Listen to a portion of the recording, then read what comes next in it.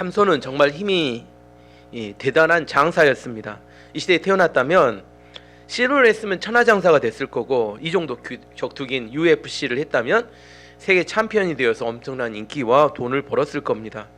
근데 삼손은 태어날 때부터 세상의 영광이 아니라 하나님의 사명을 위해서 태어났습니다. 블레셋에게 압제당하던 이스라엘 백성을 구원하기 위해서 하나님께서 선택하셨습니다. 삼손은 그런데 너무 강한 힘 때문에 은사 때문에 다른 사람과 굳이 동역할 필요를 느끼지 못했습니다. 하지만 삼손이 아무리 강한 힘을 가졌다 할지라도 혼자서는 블레셋이라는 한 민족을 상대하기는 역부족이었습니다. 때로는 우리가 가지고 있는 너무 강력한 은사와 능력 때문에 다른 사람과 동역하는 것을 하지 않기 때문에 약화가 될 수 있습니다. 나는 너무 힘이 강하니까, 나는 너무 능력이 좋아서 다른 사람이 없어도 괜찮아, 교류할 필요가 없어, 이런 생각을 한다는 겁니다. 그래서 시골에서 자란 것보다는 대도시, 광주에서 자란 것보다는 서울에서 사는 것이 더 좋은 장점은 뭐냐면 자신의 한계와 제한점을 분명히 느낄 수 있습니다. 우물안 개구리라고 하잖아요. 시골에서 1등이었는데 광주 올라봤더니 중간도 못 광주에서 분명히 공부 잘했는데 서울 갔더니 또 중간도 못합니다. 더군다나 미국은 정말 큰 나라고 전 세계에 부와 능력과 인재가 다 모입니다. 부자들도 엄청 많고 똑똑한 사람들도 많고 권력을 가진 사람도 많고 엄청난 집안들도 많습니다. 우리나라는 꼭 이름만 양반인 그 지도자들이 있지만 미국은 실제적인 그 사회에 영향력을 미치는 집안들이 많이 있습니다.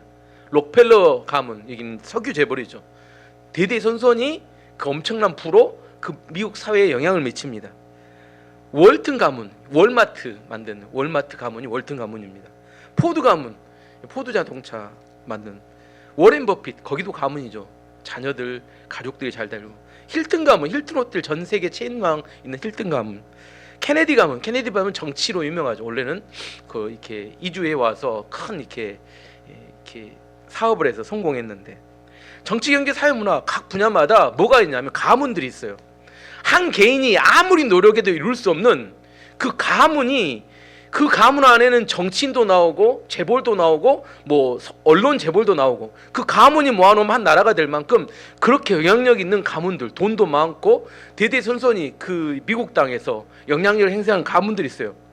트럼프도 마찬가지예요. 트럼프는 아버지가 부동산 재벌이었습니다. 그 가족들, 형제간들 다 부자고 영향력이 있어요. 트럼프만 해도 그 자녀들이 미국 사회 안에서 정말 많은 영향력을 가진 가문을 이루어가고 있죠. 부, 명예, 권력을 그들은 소유하지만 그들은 또한 사회에 대한 희생과 또 사회에 대한 가치를 동시에 가지고 있습니다. 그래서 미국 국민들은 그들이 가지고 있는 헌신과 수고를 인정해 줍니다. 우리나라 양반들은 이렇게 백성들을 착취하고 빼앗기만 하니까 이런 그 양반들이 잘 되는 걸 바라는 일반 사람들은 거의 없습니다. 하지만 미국은 그들이 가지고 있는 어떤 가치와 정신이 미국 사회의 중심이 되기 때문에 그런 그 어떤 집안들이, 그런 영향력 있는 이렇게 세력들이, 그 가문들이 있는 것이 좋다고 생각한다는 겁니다. 한 개인이 아무리 뛰어나더라도 그 가문을 능가하기는 어려워요. 그리고 또 내가 어떤 능력을 가지고 성공했다면 이제 가문을 이루기 위해서는 어떻게 누구에게 가르쳐야 돼요? 자녀들에게 그 가치와 정신과 그걸 관리할 수 있는 능력을 가르칩니다. 그래서 자녀 양육이 되는 거예요. 우리나라는 자녀 양육이 아니라 학교에다 맡겨가지고 어떻게 이렇게 좋은 대학 나와서 이렇게 개인적으로 성공하면 그걸 잘했다고 하지만, 그런 게 아니라 그 가문 안에서 그 가문의 가치와 정신을 흘러보내줘서 그게 자녀 양육이 되어서 그것이 함께 가는 어떤 가문을 이루어가는 거, 이게 중요합니다. 그래서 그 자녀들이 잘 양육받으면 그 사회에 공헌하고 기여하는 자녀가 돼요. 나 혼자 잘 먹고 잘 살자, 내가 부자가 되면 좋겠다, 이런 개념하고는 좀 다르다는 겁니다. 트럼프가 미국에 당선되니까 청와대 이렇게 백악관과 이렇게 강요들의 보좌관과 이렇게 장관들을 뽑는데 가장 우선적으로 뽑힌 사람들이 자식들, 가족들, 이 참모들이, 백악관 참모들이 됩니다. 중용이 돼요. 트럼프와 오랫동안 같이 교류했던 사람들이 그 이렇게 장관과 중요한 자리를 앉게 됩니다. 왜냐하면 같은 생각과 같은 가치를 가지고 그 국가를 운영한다고 생각하기 때문입니다. 미국 사람들 거기에 대해서 반대하잖아요. 우리나라는 뭐 이렇게 학연 지연이네 이렇게 해가지고. 근데 내가 뭐 높은 자리에 앉으면 아는 사람들 세워야지 맞는 거 아닌가요? 모르는 사람만 갖다 세우니까 나라가 이상하게 되는 거죠. 아닌가? 제 생각은 그런데 그것을 미국 사회는 어느 정도 허용해주고 용인을 해줍니다. 그거에 대해서 잘못됐다고 생각지 않아요. 몸만 잘하면 돼요? 나라만 잘 운영하면 되지. 누가 세워지는 이게 중요한 게 아니라 나라가 올바른 정책을 가지고 잘 운영되는지, 그게 중요합니다. 트럼프는 대통령이 됐는데 언론사에 나올 때마다, 인터뷰할 때마다 계속 자기는 나라를 이렇게 운영하겠다고 끊임없이 이야기합니다. 그 이야기가 우리한테도 들려요. 뉴스만 틀면 그 이야기가 계속 나와. 근데 미국 국민들은 날마다 듣습니다. 나는 나라를 이렇게 운영하겠다고 정확하게 이야기를 해요. 계속 의사소통을 합니다. 그게 좋은 거 아닌가요? 어디 들어가서 나오지도 않고 보지도 않고, 그게 어떻게 나라를 운영하는 방법이 될 수 있겠어요? 지도자는 끊임없이 이 공동체가 어디로 가야 되고 어떤 것이 중요한지를 이야기해 주는 게 지도자 아닐까요? 이번 미국 대통령 취임식에 원래는 한 20만 명 이상, 25만 명도 이상 하던데 모이려고 했었는데 야외에서 하면, 근데 너무 추워서 한파로 인해서 미국 의사당에 600명만 참석하게 됐다고 합니다. 근데 참석했던 인원들이 딱 이 사진에 나왔는데 미국의 최고의 부자들이 딱 일렬로 서 있습니다. 뭐 아마존의 제프 베이조스, 그다음에 테슬라의 일론 머스크, 메타 페이스북의 마크 저커버그, 그다음에 구글, 유튜브의 순다르 피차이 등등등의 세계적인 자기 직원만 해도 수십만 명인 그런 회장님들이 옆으로 일렬로 쭉 서 있어요. 내가 어느 분야에서 최고의 똑똑한 사람인데 그런 비싼 사람들이 너무 많아. 미국 안에는. 이게 내가 성공했다 해도 그 아래에서 교만해지기가 매우 어렵습니다. 뭐 해야 돼요? 그 안에서 최고의 자리를 유지하려면 다른 사람과 동역해야 되고 협력해야지만이 그 자리를 또 유지할 수 있습니다.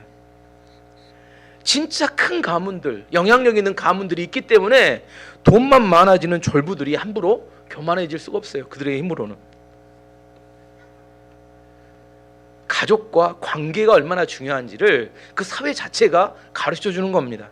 이제 블레셋에 대한 이야기를 해보면, 블레셋은 영어로 뭐라고 할까요? 블레셋을 영어로? 블레셋은 영어로 팔레스타인입니다. 팔레스타인. 블레셋이 팔레스타인이에요. 2023년 10월 7일 날 하마스가 그 이스라엘 남부 도시를 공격해서 1200명을 죽이고 250명을 인질로 잡아갔습니다. 이 하마스는 팔레스타인의 무장단체입니다. 그 한마디로 말하면 하마스는 블레셋의 후손들이에요.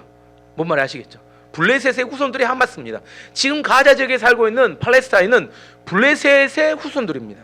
무슨 의미냐면 삼손 시대에 블레셋이 이스라엘을 괴롭혔어요. 다윗 시대에 골리앗 장군을 비롯한 블레셋이 이스라엘을 괴롭혔어요. 수천 년 동안 블레셋은 그 자리에 떠나지 않고 계속해서 이스라엘을 괴롭혔는데 지금도 똑같다는 겁니다. 하마스가 이스라엘을 괴롭히고 있어요. 동일한 이야기입니다. 지금 블레셋이 삼손이 있는 이스라엘을 괴롭혔던 거하고 똑같은 이야기입니다. 근데 블레셋이 무서운 게 그 당시에 청동기 문화인데 철제 무기를 갖고 있었어요. 철제 무기를. 그 당시 철제 무기는 지금에 말하면 핵무기와 똑같아요. 싸워서 이길 수가 없어요. 그때 철기 문화를 가지고 나오는 블레셋과 이스라엘은 어떤 무기를 갖고 나갔어요? 삼손이 어떤 무기를 들었어요? 오늘 본문에 보니까 죽은 나귀 턱뼈를 들고 나가서 이게 싸움이 되겠어요? 여러분 이게 그냥 읽은 이야기지만 이건 전쟁으로 보면 말이 안 되는 이야기예요. 청대는 이렇게 철로 만든 칼을 들고 나오는데 나는 나귀 턱뼈를 들어 그래갖고 싸운다는 거예요. 이건 하나님의, 여러분도 참 얼척이 없는 사람이네. 이런 걸 읽고 충격을 안 받아. 어떻게 이게 싸움이 돼요? 상대는 칼을 들고 나오는데 난 나귀 턱뼈를 들고 1000명을 죽였다는데 이게 말이 되는 이야기입니까? 원래로는 말이 전혀 안 되는 이야기가 맞습니다. 하나님 하셨다고 하니까 그런가 하는 거죠. 삼손은 나실인입니다. 근데 이상하게 블레셋 여자를 좋아해요. 블레셋 여자와 결혼하기 위해서 딥나로 가서 혼인잔치를 했습니다. 혼인잔치 중에 수수께끼를 큰 돈을 걸고 수수께끼를 냈습니다. 근데 그 수수께끼가 너무 어려워서 블레셋 사람들이 맞추지 못하니까 삼손의 아내를 협박해서 비밀을 알아내고 삼손에게 이야기해서 수수께끼를 이겼는데 삼손이 뭐예요?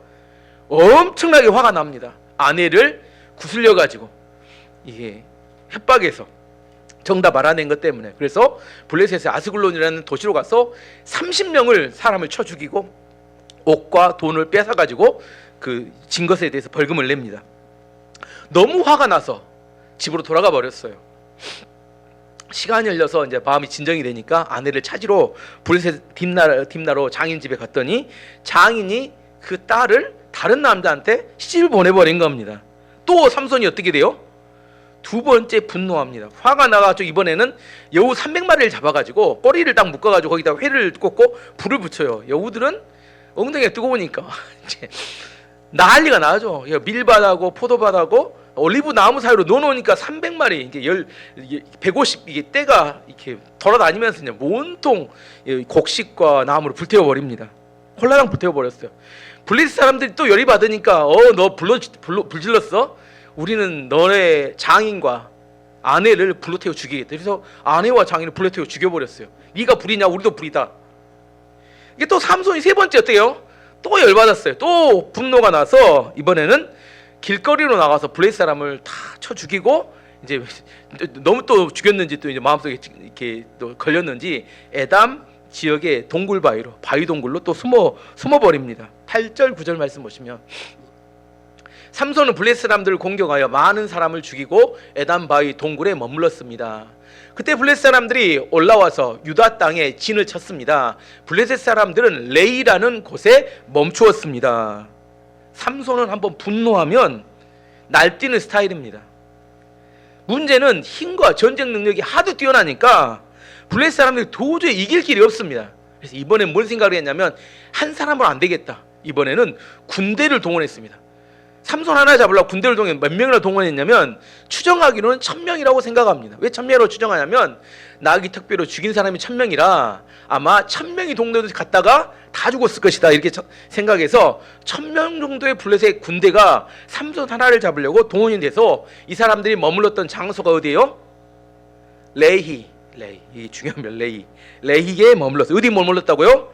레히에 머물렀어요. 근데 레히는 어느 지파의 지역이었냐면 유다 지파의 지역이었어요. 근데 삼손은 어느 지파 사람이었어요? 단지파였습니다. 삼손은 단지파였는데 근데 이상하게 유다 지파에 머물렀어요. 진을 쳤습니다. 왜 그랬을까?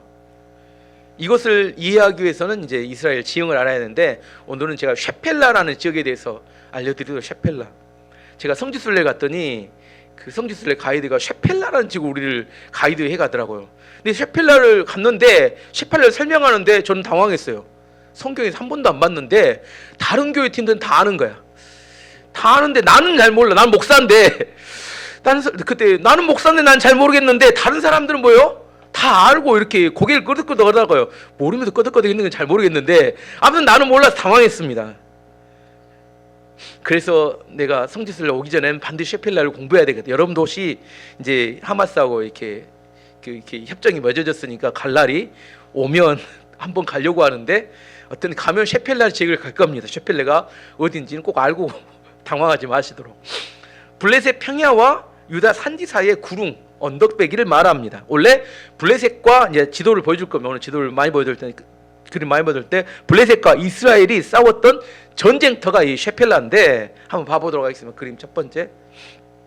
자, 봐보시면 이게 이스라엘 지역입니다. 이 가운데가 산이에요. 높은 산지입니다. 산지.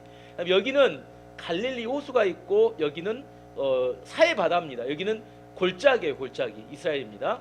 그리고 여기는 지중해고 지중해 아래쪽에 평야인데 이게 블레셋 평야라고 합니다. 블레셋 평야. 블레셋 사람이 사는 지역인데 평야입니다.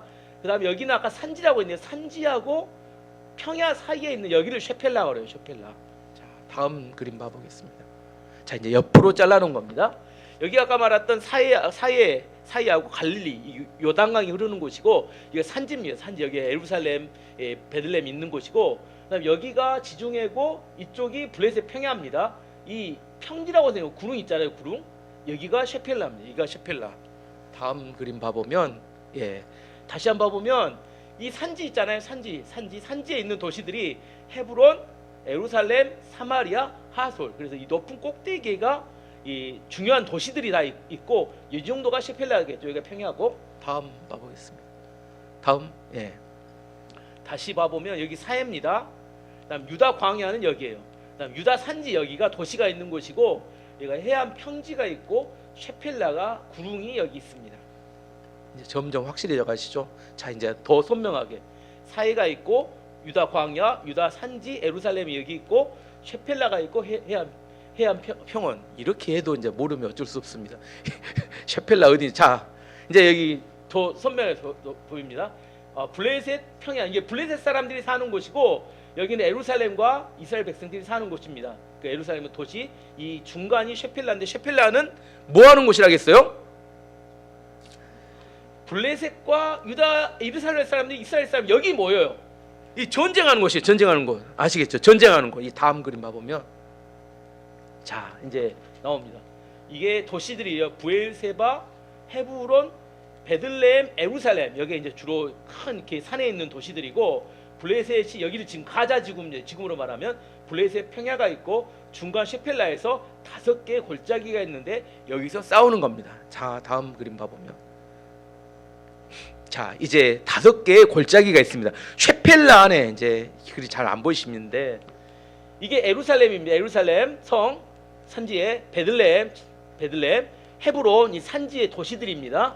이 예루살렘에서 내려간 아얄론 골짜기. 아얄론 골짜기는 뭘로 유명하냐면 잘 안 보이시죠? 예. 아얄론 골짜기는 여호수아가 해야 멈추어라 불렀던 곳이 아얄론 골짜기인데, 첫 번째 골짜기가 아얄론 골짜기입니다. 두 번째는 소렉 골짜기.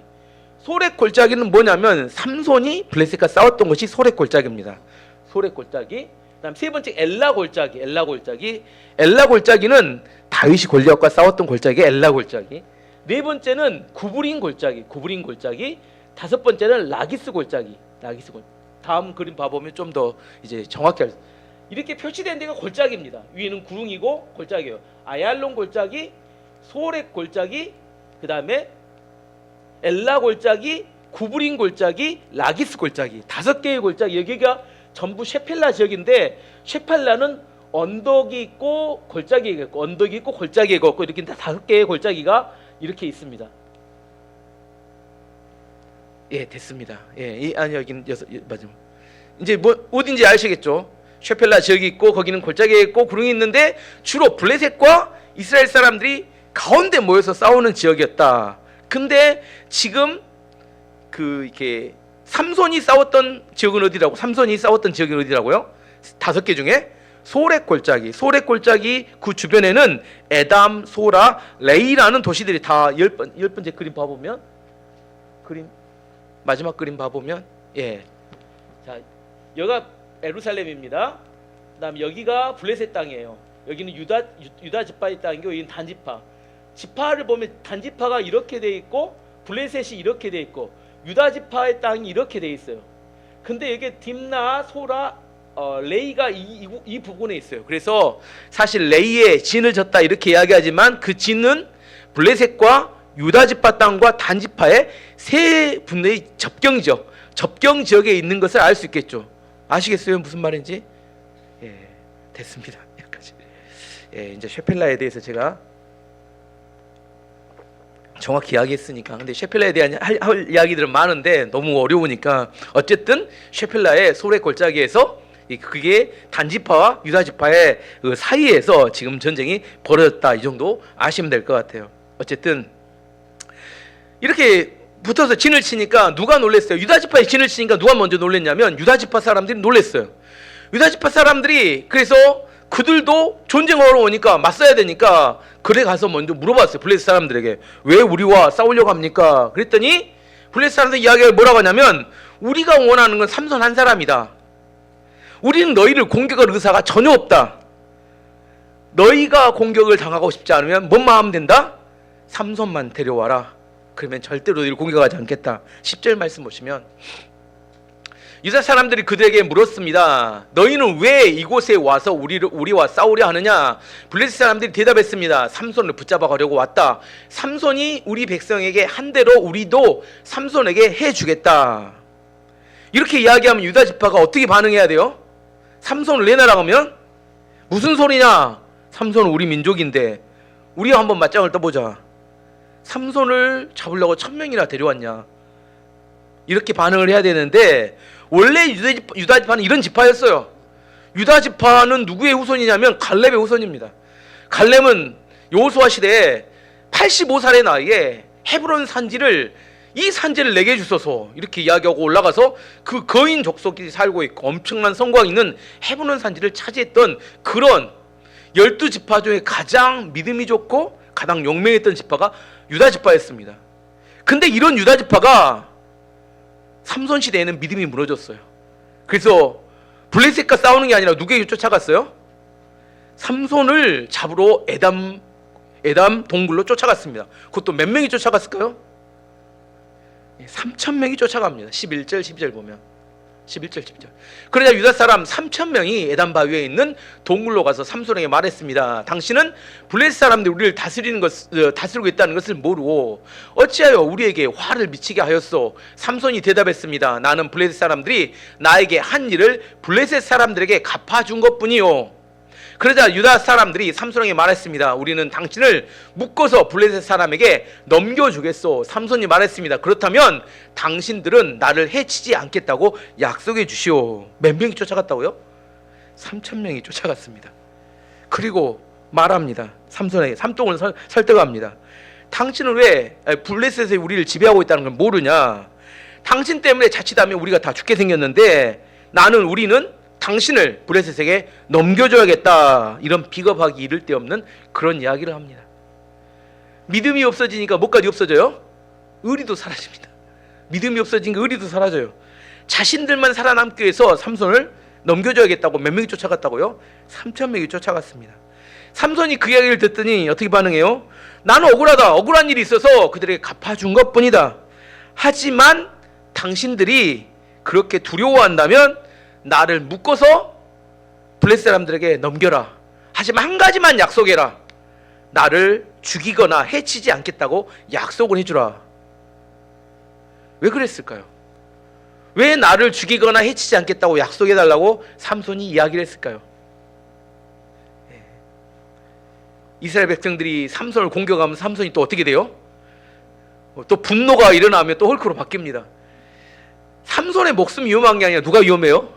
3,000명이 위험합니다. 뒤에 블레셋이 1,000명이 없어졌는데 누가 위험해요? 나 건드리지 말라는 겁니다. 나 화나면 어떻게 돼요? 이 사람은 화나면 헐크로 바뀌니까 나 건드리지 말라는 거예요. 내가 건드려지면 내가 이게 정신없이 또 상대를 죽일 수 있으니까. 삼손은 뭘 알았어요? 적군과 아군이 누군지 구분할 줄 알았어요. 내가 최소한 너네는 죽이고 싶지 않으니까 나를 제발 공격하거나 해치지는 말아달라 이렇게 부탁을 합니다. 유다지파가 삼손에게 말합니다. 그렇게 하겠다. 우리가 당신을 공격하지는 않고 단단하게 밧줄로만 묶어서 블레셋 사람에 넘겨주겠다. 13절 말씀 보시면 유다 사람들이 말했습니다. 약속하오. 우리는 단지 당신을 묶어 블레셋 사람들에게 넘겨주기만 하겠소. 당신을 죽이지는 않겠소. 유다 사람들은 삼손을 새 밧줄 2개로 묶은 후에 바위 동굴에서 데리고 나왔습니다. 삼손을 밧줄 2개로 꽁꽁 묶었어요. 그리고 블레셋 사람들이 있는 진을 친 곳이 어디라고요? 레히로 그들을 데리고 갔어요. 레히로 데리고 가니까 블레셋 군대가 모여있는 군대가 포박당에서 오는 삼손을 보더니 기뻐서 환호성을 올립니다. 이 장면을 보면서 제가 생각할 때는 유다지파 이꼬르 모질이들 이렇게 한 명 잡으려고 3,000명이 쫓아가더니 또 블레셋 사람 이꼬르 모질이들 못나도 한 명 잡아왔더니 1,000명이 좋아서 춤추고 기뻐서 환호성을 올려. 어떻게 이런 바보 천치도 아니고 이런 사람을 성경적으로 삼손을 뭐라고 합니까? 세상이 감당하지 못하는 사람 이렇게 이야기합니다. 삼손은 세상이 감당하지 못하고 쩔쩔 매는 사람이었어요. 유다지파나 블레셋 사람들이나. 하지만 중요한 몰랐던 거 한 가지가 있습니다. 그들이 보고 있는 건 뭐만 보고 있어요? 포승줄에 묶여서 잡혀갖고 오는 삼손은 보았습니다. 근데 삼손은 보고 있었는데 삼손의 힘이 어디서 나오는지는 모르고 있었어요. 삼손의 힘이 어디서 나오고 있었을까요? 삼손을 붙들고 있고 삼손을 지키고 있고 삼손의 능력을 주시는 하나님을 보지 못하니까 환호성을 올리고 있는 겁니다. 악한 마귀와 성전의 지도자들이 예수님을 십자가에 못 박아놓고 이제 이겼다. 이제 예수를 못 박아 죽였으니까 우리는 승리했다고 환호성을 올렸는데 예수님이 십자가에서 돌아가셨다가 부활하시면서 모든 인류의 구원하는 구원의 길을 열어놓으니까 역전이 돼버리고 말았어요. 그들은 환호성을 읽을 때 뭘 못 보는 거예요? 뒤에서 일하시는 하나님이 안 보이면 좋다고 환호성을 읽습니다. 세상 사람들과 사단에게 이것은 하나님은 비밀입니다. 하나님의 구원은 비밀이에요. 알려주지 않아서 비밀이 아니라 탐욕과 욕망 때문에 그들이 보지 못하는 겁니다. 삼손이 내에 도착했고 블레셋 사람들이 환호성을 올리는 순간 하나님의 영, 성령이 삼손에게 임하였습니다. 14절 15절 말씀 보시면 삼손이 레이라는 곳에 이르자 블레셋 사람들이 삼손에게 다가왔습니다. 블레셋 사람들은 기뻐서 소리를 질렀습니다. 그때 하나님의 영이 삼손에게 임하여 삼손에게 큰 힘이 생겼습니다. 그래서 삼손을 묶고 있던 밧줄이 마치 불에 탄 실처럼 약해져서 삼손의 손에서 떨어져 나갔습니다. 삼손은 죽은 지 얼마 되지 않은 나귀 턱뼈를 주워들고 1000명이나 되는 사람을 죽였습니다. 성령이 삼손에게 임하자 삼손은 엄청난 힘이 생겨났고 나귀 턱뼈 하나로 거기에 모였던 블레셋 군대 1000명을 모두 죽여버렸어요. 1000명은 죽이는 거 아니라 세는 것도 쉽지 않습니다. 1000명을 세는 것만 해도 시간이 상당히 걸립니다. 근데 그 나귀 턱뼈 하나로 1000명을 죽여버렸어요. 왜 삼손은, 여기 질문이, 나귀 턱뼈로 블레셋 사람을 공격했을까요? 왜 삼손은 나귀 턱뼈로 블레셋을 공격했을까요? 왜 그랬을까요? 아니, 가까이 있는 게 그거밖에 없어서. 아니, 주변에 나귀 턱뼈가 있어서 나귀 턱뼈를 잡은 겁니다. 근데 또 이단들은 나귀 턱뼈에 신비한 능력이 있는 것처럼 이야기를 해요. 나귀 턱뼈가 얼마나 강한지를 설교하고, 나귀 턱뼈가 무슨 재질로 만들어진지 설교하고, 나귀 턱뼈의 위대함을 찬양하고. 뭔가 이상하다고 생각하셔야 합니다. 나귀 턱뼈는 중요하잖아요. 나귀 턱뼈는 뭐였어요? 그 앞에 있으니까 그냥 잡은 겁니다. 개 턱뼈가 있었으면 개 턱뼈를 잡았을 거고, 사자의 앞다리가 있어서 사자의 앞다리를 잡았을 거예요. 그냥 그날 레이에 갔더니 거가 뭐가 있었어요? 나귀가 죽어서 나귀 턱뼈가 있으니까 그냥 나귀 턱뼈를 잡아서 이렇게 죽인 겁니다. 중요한 게 뭐예요? 턱뼈가 중요한 게 아니라 하나님의 성령이 삼손을 감동하였고 엄청난 힘을 주어서 블레셋을 물리치겠다는 게 중요합니다. 성령의 역사가 중요합니다. 나귀 턱뼈가 중요하지 않고 삼손도 중요하지 않아요. 어떠한 사람도 하나님 손에 붙들리면 놀라운 역사가 나타날 수 있습니다. 근데 삼손도 나귀 턱뼈를 들고 블레셋 사람을 죽일 때 제정신이 아니었던 것 같아요. 막 쳐 죽이다가 보니까 뭐가 됐어요? 다 죽었네. 고개를 싹 돌려보니까 엄청나게 사람이 죽은 시체가 쌓여있는 거야. 그래서 혼잣말을 합니다. 혼잣말이 16절에 나와 있어요. 삼손 혼잣말을 합니다. 16절 보면 그때 삼손이 말했습니다. 나귀 턱뼈 하나로 무더기를 쌓았네. 나귀의 턱뼈 하나로 1000명을 죽였네. 뭐 하는 거예요? 놀래가지고 혼자 보니까 이게 누구에게 말한 게 아니라 혼잣말 하는 겁니다. 나귀 턱뼈 하나로 1000명을 죽였네 하고. 누가 놀랬어요? 자기가 놀래버린 겁니다. 성령의 역사하심이 나타나면 이렇습니다. 자신을 통해서 성령의 역사하심이 나타나지만 자신도 그 과정은 정확히 모릅니다. 그냥 성령이 시키는 대로 했을 뿐입니다. 사람들 어떻게 그런 어려운 일을 하셨냐 이렇게 물어보지만 어떻게 했어요? 난 할 일을 하고 있었는데 나중에 보니까 열매가 많았을 뿐입니다. 우리가 기적의 순간을 지나는 동안 그 일을 하는 사람은 기적이라고 절대 생각하지 않습니다. 나는 일상의 삶을 살고 있었는데 나중에 결과가 보니까 그게 기적이라고 사람들이 정의하고 말할 뿐입니다. 삼손은 뭐한 것 뿐이에요? 성령 임하니까 턱뼈가 있었네 하고 턱뼈로 쳐서 죽였는데 나중에 보니까 이게 무더기가 쌓였네 이렇게 된 겁니다. 근데 사람들이 와 대단하다 이렇게 이야기했을 뿐입니다. 우리가 기적을 추구하면 기적이 잘 일어나지 않습니다. 지금 기적이 필요하면 하나님 이런 기적이 임해야 합니다. 근데 이상하게 그때는 일어나지 않아요. 기적이 나타나지 않습니다. 근데 나의 삶에 주어지는 환경에 하나님의 영이 역사하시면 자신도 모르게 내 삶이 기적의 주인공이 되는 겁니다. 내가 하는 게 아니라 삶은 되어지는 겁니다. 성령의 역사하시면 나는 나의 일상이었어요. 일상의 삶을 살아가지만 나중에 보니까 그게 기적의 결과가 나타나는 거지, 기적을 추구하면 기적이 나타나지 않아요. 삼손은 1000명을 죽였지만 자기 안에서 가지고 있던 능력이 아니었음을 알고 있었습니다. 그래서 블레셋 사람을 1000명을 죽인 그 장소에 새로운 이름을 붙였습니다. 17절 말씀 보시면 삼손은 이 말을 한 후에 턱뼈를 던져버렸습니다. 중요하지 않은지 알겠죠? 잘하면 이렇게 모셔야 되는데, 집에 모셔놓고 이 턱뼈가 능력이 있어 이렇게 해야 되는데 그렇게 하지 않고 던져버렸습니다. 그래서 그곳은 라맛레이라고 불리게 되었습니다. 라맛레이의 의미는, 라맛은 언덕입니다. 히브리어로 언덕이에요. 레이는 턱뼈입니다. 레이. 삼손이 이름을 붙인 겁니다. 예, 그것을 이름은 턱뼈의 언덕, 턱뼈의 언덕이라고 붙였어요. 근데 삼손이 그가 싸웠던 장소 이름이 뭐였다고요? 어디에 진을 쳤다고요? 처음에 레이에 진을 쳤는데 언어플레이죠. 레이에 진을 쳤는데 그냥 그것을 라만 레이라고 이름을 붙인 겁니다. 이름을 라임을 따서 이렇게 턱뼈의 언덕이라고 이름을 붙인 겁니다. 우리 인생에도 라말레이의 기적이 있어야 합니다. 라말레이의 기적은 놀라운 성령 체험을 의미합니다. 내 힘이 아니에요. 성령의 힘으로, 내 힘으로는 도저히 감당할 수 없는 일을 하나님의 개입하심으로 놀라운 기적의 역사가 나타나는 것을 라말레이의 기적이라고 말합니다. 이런 기적은 항상 우리 삶에 나타나는 건 아닙니다. 초자연적인 체험과 역사는 우리로 하여금 고난 가운데 믿음이 연약해지고 견디기 힘든 상황에서 인내하는 능력을 줍니다.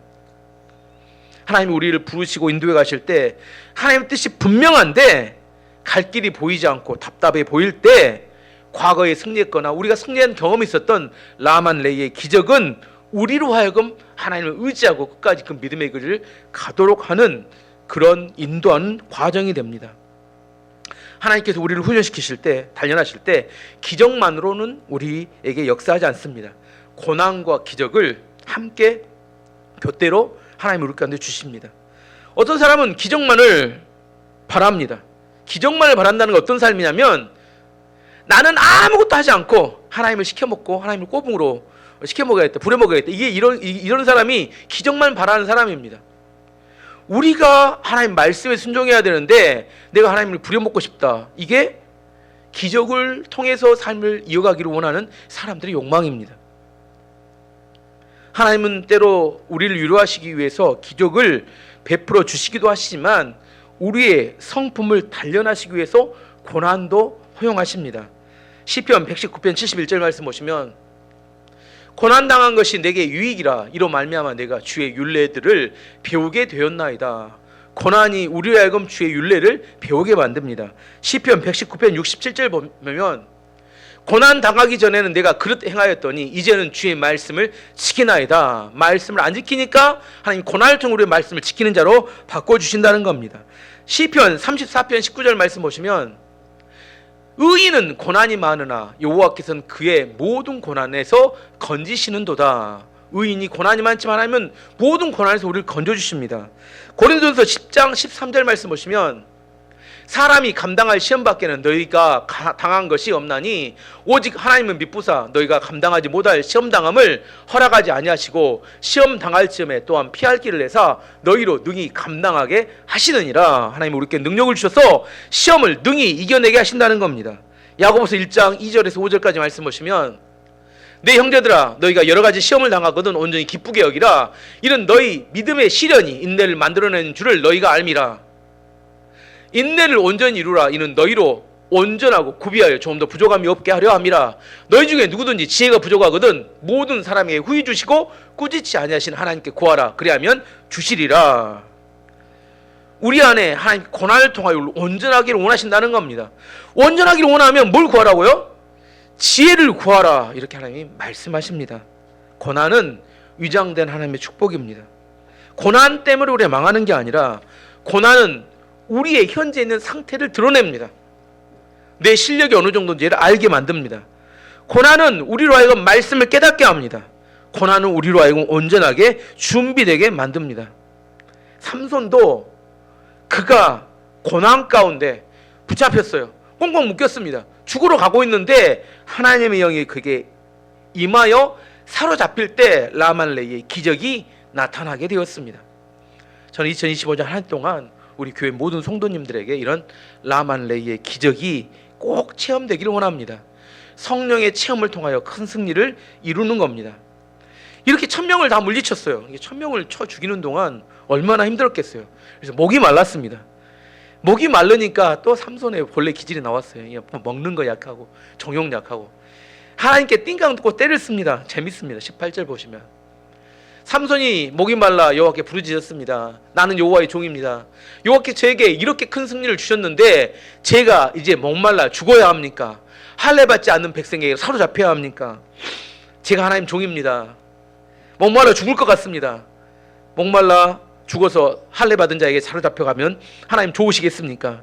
꼭 기도가 초등학교 학생 기도하고 똑같아요. 하나님 빨리 구원해 주세요. 목말라 죽겠습니다. 하나님께서 이런 단순함을 좋아하셨던 것 같아요. 그래서 하나님께서 무슨 일을 하시냐면 레이라는 지역, 지금 진짜 레이죠. 레이라는 지역은 샘이 없었어요. 근데 하나님께서 구멍을 뚫어가지고 레이에 샘을 만드셨다 그렇게 이야기합니다. 19절 말씀 보시면 참 구멍도 뚫으시는 하나님인데 그때 하나님은 레이 땅에 한 곳에 구멍을 내시고 물을 주셨습니다. 삼손은 그 물을 마시고 다시 균을 차렸습니다. 그래서 삼손은 그 샘의 이름을 에낙고레라고 지었습니다. 그 샘은 지금까지도 레이에 있습니다. 하나님께서 뭐 하셨다고요? 레이에다가 구멍을 뚫으신 하나님, 하나님이 드릴을 갖고 계신 것 같아요. 그래서 구멍을 뚫으시니까 거기서 뭐가 쏟아져 나왔어요? 샘물이 쏟아져 나와서 이렇게 삼손이 그 물을 먹고 이렇게 살아났다. 그 이름을 그래서 샘의 이름, 그 지역의 이름은 레이라고 했고 그 샘의 이름은 에낙고레. 이름도 어렵습니다. 에낙고레 뜻은 부르짖는 자의 샘입니다. 부르짖는 자의 샘. 삼손이 하나님께 간절히 부르짖었더니 하나님께 샘을 주셔서 먹고 살았다. 이게 에낙고레의 의미입니다. 제가 에낙고레를 그래도 이렇게 상호명으로 검색해봤어요. 가장 많이 나온 뭘로 나왔을까요? 카페로 나왔어요. 카페. 전국 카페 중에 에낙고레 카페가 꽤 많습니다. 딱 상호명을 쭉 정해 에낙고레 카페. 그래서 이렇게 목마른 사람들이 가는 샘 그런 의미로 이렇게 에낙고레 카페가 이렇게 상호로 등록되어 있는 게 많았습니다. 어쨌든 삼손은 그날 두 가지 놀라운 기적을 체험합니다. 라말레이 놀라운 성령의 체험을 통한 기적의 역사를 체험하고 그다음에 에낙고레 부르짖는 자에게 목마름을 채워주시는 하나님을 체험하게 됩니다. 25년 올해 한 해 동안에도 없는 샘을 만드신 하나님, 구멍을 뚫어서 우리 눈에는 잘 보이지 않는 없는 샘을 만들어서 우리의 목마름을 채워주신 하나님, 그게 에낙고레의 기적입니다. 이 에낙고레의 놀라운 기적을 체험하는 한 해가 되기를 바랍니다. 이사야 43장 19절 말씀 보시면 보라 내가 새 일을 행하리니 이제 나타낼 것이라 너희가 그것을 알지 못하겠느냐 반드시 내가 광야의 길을 사막에 강을 내리니. 하나님이 하실 수 있는 일입니다. 사람으로는 할 수 없는 일을 하나님은 얼마든지 그 놀라운 역사와 역전의 능력이 있으신 분이고 우리를 통하여 일하실 수 있는 분입니다. 2025년 한 해 가운데 정말 놀라운 하나님의 기적의 역사가 임하는 그런 한 해가 되기를 기도합니다.